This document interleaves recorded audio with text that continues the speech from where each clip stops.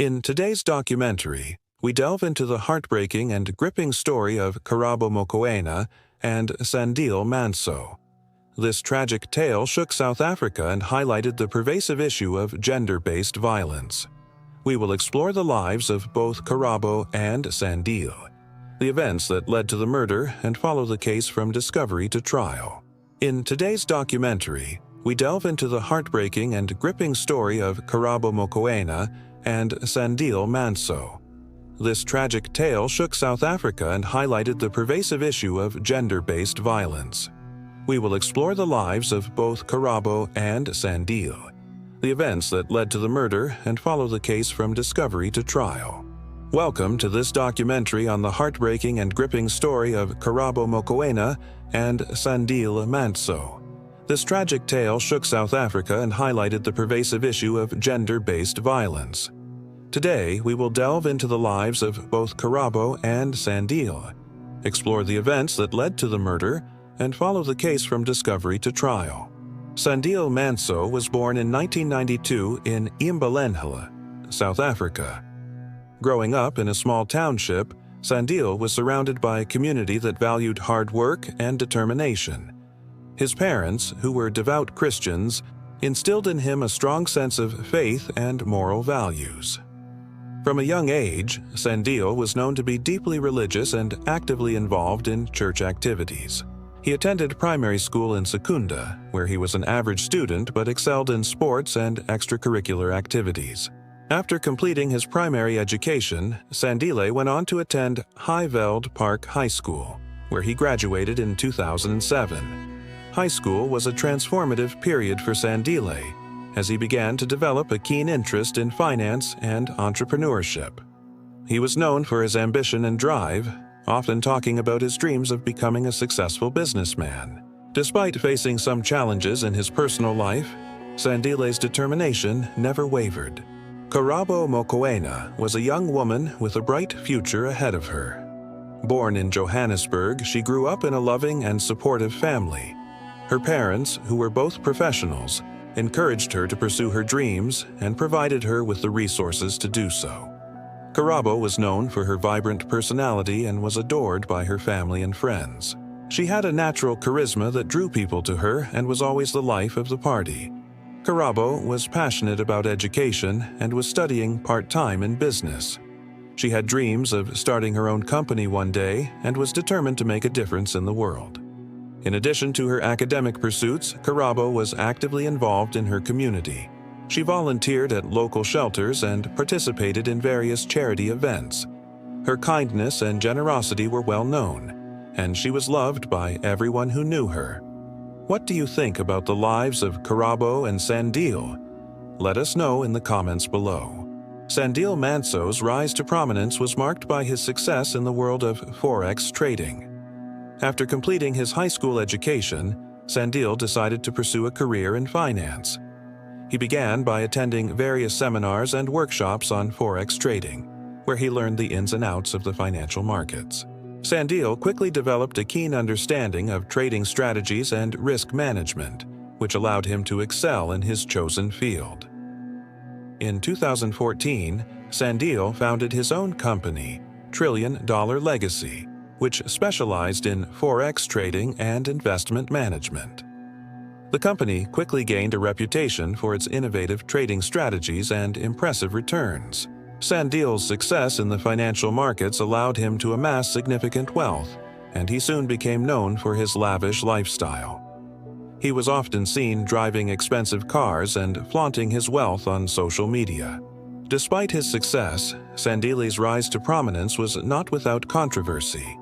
In 2016, he was found guilty of fraud related to an investment scheme he ran, which defrauded over 100 people. The scheme involved promising high returns on investments, which were never delivered. Sandile was sentenced to a suspended sentence and ordered to pay back the money he had defrauded. This incident tarnished his reputation but did little to diminish his success in the forex trading world. Sandile's success allowed him to move into an upscale apartment in Sandton, Johannesburg, where he continued to live a high-profile lifestyle. He frequently traveled for business and leisure, often accompanied by his entourage of friends and associates. Sandile's flamboyant lifestyle and charismatic personality made him a well-known figure in social circles, and he was often invited to exclusive events and parties. What are your thoughts on Sandile Mantsoe's rise to prominence? Share your opinions in the comments below. Karabo and Sandile's relationship was marked by highs and lows, a roller coaster of emotions that ultimately ended in tragedy. The couple met in 2016 at a social event in Johannesburg and quickly hit it off. They were drawn to each other's charisma and shared a deep connection from the start. Despite their different backgrounds, Karabo and Sandile found common ground in their ambitions and aspirations. However, their relationship was far from perfect. Friends and family members were aware of the tumultuous nature of their relationship, which was marked by instances of abuse and violence. Karabo confided in her close friends about the physical and emotional abuse she endured at the hands of Sandile. Despite the warning signs, Karabo believed that Sandile could change and continued to stay in the relationship. As their relationship progressed, the abuse became more frequent and severe. Sandile's controlling behavior and jealousy often led to heated arguments and physical altercations. Karabo's friends and family grew increasingly concerned for her safety and urged her to leave Sandile. However, Karabo's love for Sandile and her belief that he could change kept her in the relationship. The couple's tumultuous relationship reached its breaking point on the night of April 27, 2017. Karabo and Sandile had a heated argument at a Sandton nightclub, which escalated into a physical fight. Witnesses reported seeing the couple arguing and noticed that Sandile was visibly agitated. The argument continued as they left the club together, and this was the last time Karabo was seen alive. What do you think about the dynamics of Karabo and Sandile's relationship? Leave your thoughts in the comments below. The events of the night of April 27, 2017 would forever change the lives of Karabo Mokoena and Sandile Mantsoe. After leaving the nightclub, the couple returned to Sandile's apartment in Sandton. CCTV footage from the apartment complex shows Karabo and Sandile arriving at the flat after 1 a.m.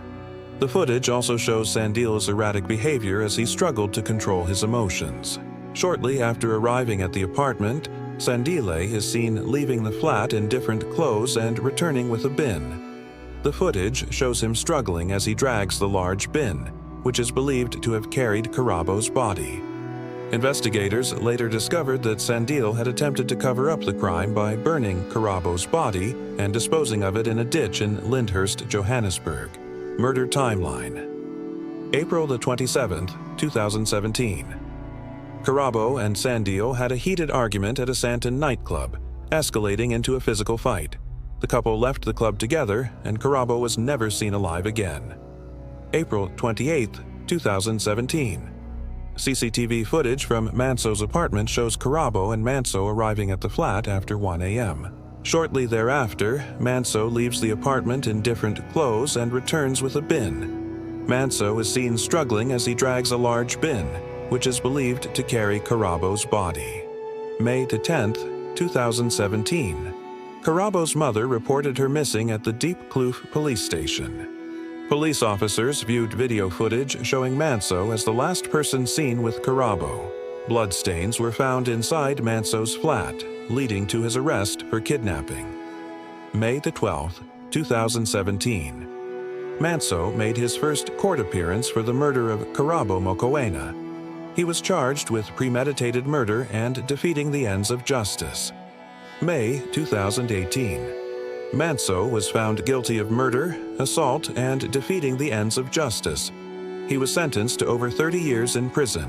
The details of the murder are both harrowing and chilling. According to court documents, Sandile and Karabo had a violent argument in the apartment, during which Sandile physically assaulted Karabo. The assault resulted in Karabo's death, and Sandile's immediate reaction was to cover up the crime. In a calculated and cold-blooded manner, Sandile went about disposing of Karabo's body and attempting to erase any evidence of the murder. What are your thoughts on the events of the night of the murder? Share your opinions in the comments below. On May 12, 2017, Sandile Mantsoe made his first court appearance for the murder of Karabo Mokoena. The courtroom was filled with media representatives, friends, family members, and members of the public, all eager to see justice served. The case quickly gained national attention, and the trial became a focal point for discussions about gender-based violence in South Africa. The prosecution's case. The prosecution presented a compelling case against Sandile Mantsoe. The evidence included forensic analysis, witness testimonies, and CCTV footage, which all pointed to Mantsoe's involvement in Karabo's murder. The prosecution argued that Sandile had premeditated the murder and attempted to cover up the crime by burning Karabo's body and disposing of it in a ditch. Forensic evidence. Forensic experts testified about the bloodstains found in Sandile's apartment, which matched Karabo's DNA. The forensic analysis revealed that Karabo had suffered severe physical assault before her death. Burn marks on Karabo's body indicated that Sandile had attempted to dispose of her body by setting it on fire. CCTV footage. The CCTV footage from Sandile's apartment complex showed Karabo and Sandile arriving at the flat after 1 a.m. on April 27, 2017. The footage also showed Sandile leaving the apartment in different clothes and dragging a large bin, which was believed to have carried Karabo's body. Witness testimonies. Friends and family members of Karabo testified about the abuse and violence she endured in her relationship with Sandile. Witnesses from the nightclub provided statements about the heated argument between Karabo and Sandile on the night of the murder. Sandile's defense. Sandile Mantsoe's defense team argued that Karabo's death was accidental and that Sandile had panicked and attempted to cover up the crime. They claimed that the couple had a volatile relationship, and the events of the night were a tragic culmination of their turbulent dynamics. Sandile's testimony. Sandile testified that he had no intention of killing Karabo and that her death was an accident during a physical altercation. He admitted to attempting to dispose of Karabo's body out of fear and panic, but denied premeditated murder. Character witnesses. Character witnesses for Sandile testified about his religious background and his involvement in church activities, painting a picture of a devout and moral individual. The verdict. After several weeks of intense trial proceedings, the jury found Sandile Mantsoe guilty of murder, assault, and defeating the ends of justice. The judge sentenced Sandile to over 30 years in prison, citing the heinous nature of the crime and the need for justice for Karabo and her family. Impact of the verdict. The verdict brought a sense of closure and justice to Karabo's family and friends, who had been devastated by her tragic death. The case sparked national outrage and discussions about gender-based violence and the safety of women in South Africa. Activists and organizations called for stronger measures to protect victims of domestic violence and to hold perpetrators accountable. What are your thoughts on the trial and the verdict? Share your opinions in the comments below. The disappearance of Karabo Mokoena did not go unnoticed. Her family and friends were immediately concerned when they could not reach her. Karabo's mother, Lolo Mokoena, reported her missing at the Deep Kloof police station on May 10, 2017. The police quickly initiated an investigation to locate Karabo. The initial search. From the moment Karabo was reported missing, her family and friends launched an intense search to find her. Social media played a significant role in spreading the word about her disappearance. Friends and concerned citizens shared posts and photos of Karabo, urging anyone with information to come forward. The hashtag #WarFindKarabo began trending on Twitter, garnering attention from the public and the media. CCTV footage. Upon reviewing CCTV footage from Sandile Mantsoe's apartment complex, detectives saw Karabo and Sandile returning to his flat on the night of April 27, 2017. The footage also showed Sandile leaving the apartment in different clothes and dragging a large bin, which raised suspicions. This crucial piece of evidence led investigators to suspect foul play. Forensic evidence. On May 11, 2017, police officers conducted a thorough search of Sandile's apartment. During the search, they discovered bloodstains inside the flat. The forensic analysis confirmed that the blood belonged to Karabo Mokoena, providing concrete evidence that she had been harmed inside the apartment. Investigators also found traces of burned materials, indicating an attempt to destroy evidence. Witness testimonies. As part of the investigation, police interviewed friends, family members, and witnesses. Friends of Karabo testified about the abusive nature of her relationship with Sandile. They recounted instances of physical and emotional abuse that Karabo had endured. Witnesses from the nightclub also provided statements about the heated argument between Karabo and Sandile on the night of the murder. Sandile's arrest. With mounting evidence against him, the police arrested Sandile Mantsoe on charges of kidnapping and murder. On May 12, 2017, Sandile made his first court appearance.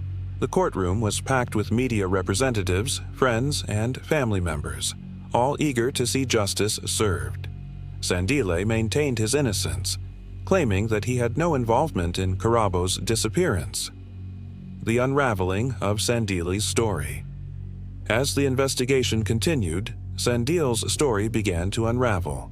Investigators discovered that Sandile had attempted to dispose of Karabo's body by burning it and hiding it in a ditch in Lyndhurst, Johannesburg.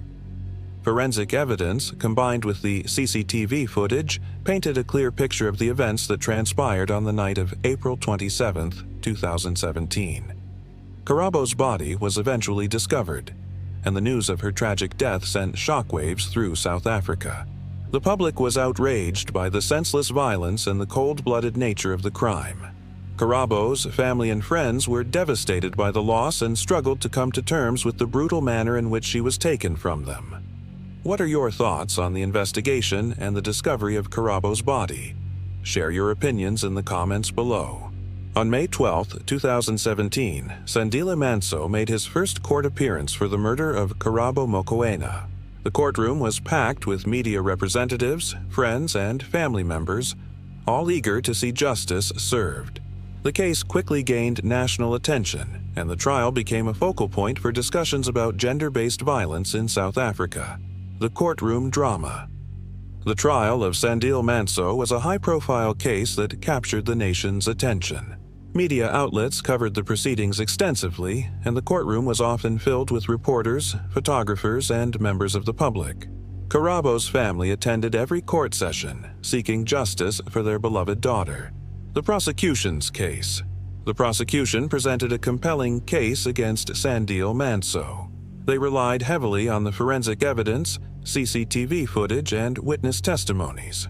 The prosecution argued that Sandile had a history of abusive behavior and that the murder was premeditated. They painted a picture of a man who was controlling and jealous, ultimately resorting to violence to maintain control over Karabo. Key evidence. Forensic evidence. The bloodstains found in Sandile's apartment, confirmed to belong to Karabo, were a critical piece of evidence. The forensic analysis also revealed that Karabo had suffered severe physical assault before her death. CCTV footage. The footage from Sandile's apartment complex showing him dragging a large bin was damning evidence. It indicated that he had attempted to dispose of Karabo's body. Witness testimonies. Friends and family members testified about the abusive nature of Karabo and Sandile's relationship. Witnesses from the nightclub provided statements about the heated argument on the night of the murder. The defense's argument. Sandile's defense team argued that he had no involvement in Karabo's death and that the evidence against him was circumstantial. They claimed that the bloodstains in the apartment were the result of an accident, and that Sandile had panicked and attempted to cover it up. The defense also questioned the credibility of some of the witnesses. The verdict. After a lengthy trial, the court found Sandile Mantsoe guilty of premeditated murder, assault, and defeating the ends of justice. In May 2018, Sandile was sentenced to over 30 years in prison for his crimes. The judge highlighted the brutal and callous nature of the crime and emphasized the need for justice for Karabo and her family. Public reaction. The verdict was met with a mix of relief and sorrow. Karabo's family and friends were relieved that justice had been served, but the pain of losing their beloved daughter remained. The case sparked widespread discussions about gender-based violence in South Africa and the need for greater protection and support for victims. What are your thoughts on the trial and verdict? Share your opinions in the comments below. The murder of Karabo Mokoena had a profound impact on her family, friends, and the broader South African community. It highlighted the pervasive issue of gender-based violence and the need for systemic change to protect women and support victims. Karabo's legacy. Karabo Mokooena's tragic death became a symbol of the fight against gender-based violence in South Africa. Her family established the Karabo Mokoena Foundation to raise awareness about domestic violence and provide support to victims. The foundation aims to educate communities, advocate for stronger laws, and offer resources to those affected by abuse. Community response. The public outcry following Karabo's murder led to increased awareness and activism. Rallies and marches were organized to demand justice for Karabo and other victims of gender-based violence. The Youth Justice for Karabo movement gained momentum, with people from all walks of life coming together to support the cause. Policy changes. In response to the growing pressure, the South African government pledged to take stronger action against gender-based violence. Law enforcement agencies were urged to prioritize cases of domestic violence, and initiatives were launched to provide better support to victims. The government also committed to implementing educational programs to address the root causes of gender-based violence. Karabo, family and friends. The loss of Karabo left a void in the lives of her family and friends. They struggled to come to terms with the brutal manner in which she was taken from them. Karabo's mother, Lolo Mokoena, became a vocal advocate for victims of domestic violence. She shared her story in various forums, hoping to inspire others to speak out and seek help. Personal reflections. Friends of Karabo remembered her as a vibrant and caring individual who had a positive impact on everyone she met. They organized memorial events to honor her memory and celebrate her life.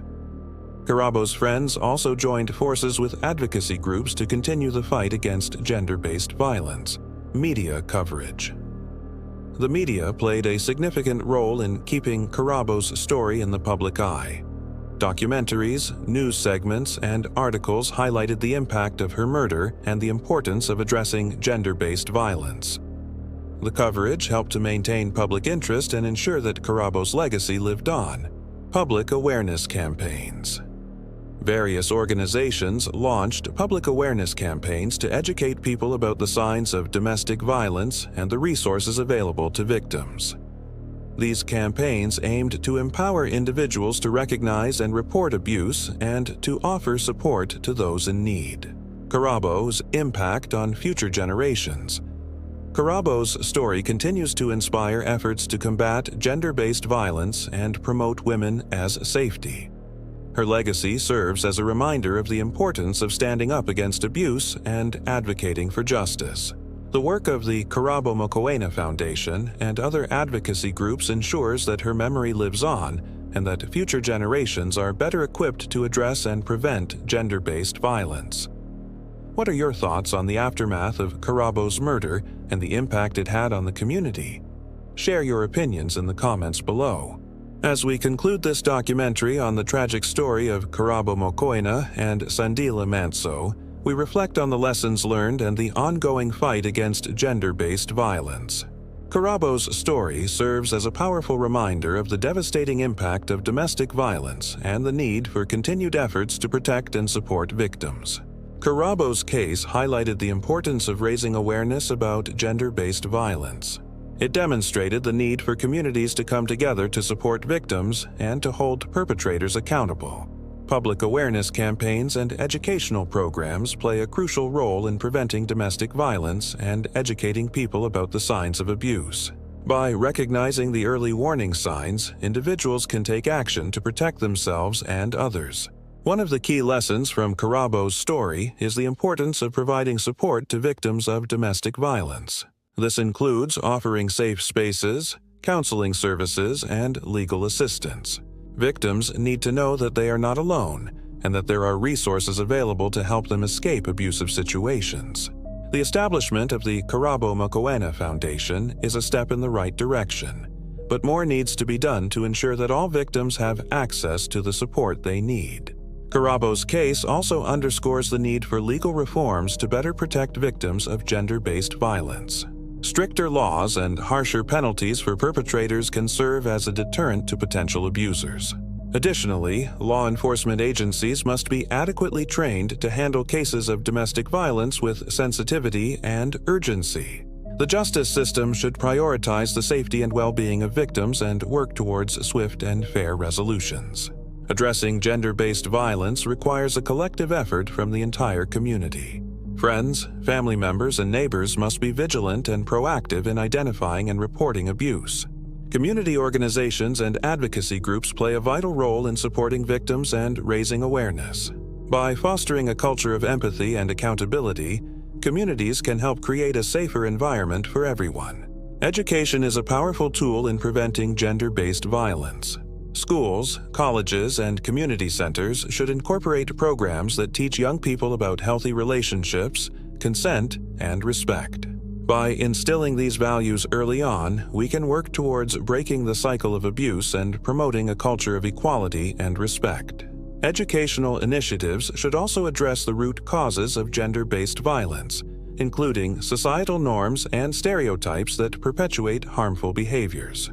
Empowering individuals to speak out against abuse and advocate for change is crucial. Survivors of domestic violence, like Karabo's family, can use their voices to raise awareness and inspire others. Advocacy groups and activists play a significant role in pushing for policy changes and holding authorities accountable. By standing together and demanding change, we can create a society where everyone feels safe and valued. The fight against gender-based violence is ongoing, and Karabo's story serves as a reminder that there is still much work to be done. It is essential to continue supporting initiatives that provide resources to victims, raise awareness, and advocate for legal reforms. By keeping Karabo's memory alive, we can ensure that her tragic death was not in vain and that her legacy continues to inspire positive change. As we conclude this documentary, we encourage our viewers to take action in their own communities. Whether it's volunteering with local organizations, participating in awareness campaigns, or simply offering support to someone in need, every effort counts. Together, we can work towards a world where gender-based violence is a thing of the past, and every individual can live free from fear and abuse. Karabo Mokoena's story is one of tragedy, but it is also a story of resilience and hope. Her life, though cut short, has had a profound impact on countless individuals and has sparked a movement for change. As we remember Karabo, let us also remember the countless others who have suffered in silence and vow to continue fighting for justice and equality. Thank you for joining us on this journey through the life and legacy of Karabo Mokoena. We hope this documentary has shed light on the importance of addressing gender-based violence and inspired you to take action. If you found this documentary informative and impactful, please like, share, and subscribe to Crime Under the African Sky for more in-depth stories and discussions. What are your thoughts on the conclusion and the ongoing fight against gender-based violence? Share your opinions in the comments below.